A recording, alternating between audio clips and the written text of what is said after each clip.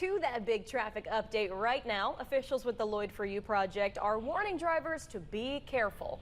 Now our Leslie Chapman joins us live from the Lloyd Expressway with what drivers need to know. Leslie?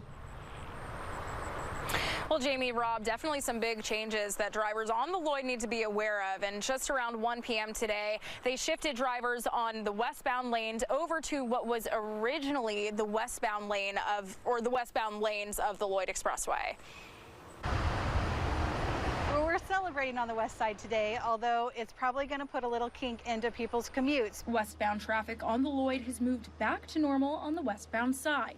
The shift is just west of Red Bank Road. Follow the signs, watch for the construction, barrels, and make sure that you're following, because that lane change will shift over just after Red Bank Road. And so we want people to have their phones down and have their heads up and paying attention, because it's going to be a little different than the path that we've gotten accustomed to over the last several months. And another thing for drivers to be aware of. One thing that I want people to be mindful of is those intersections that intersect with the Lloyd where it is just a stop sign.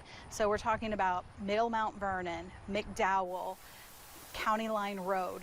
Those intersections, I fear, the folks who are headed southbound there are not used to there being traffic on those westbound lanes. To help put that in perspective, with that westbound lane being back to normal, drivers will want to stop at the original stop sign before crossing to the westbound lanes, rather than pulling up to the median right before the eastbound side. It really is important that people are, not becoming sign blind. You start to see things day after day and you stop paying attention to them.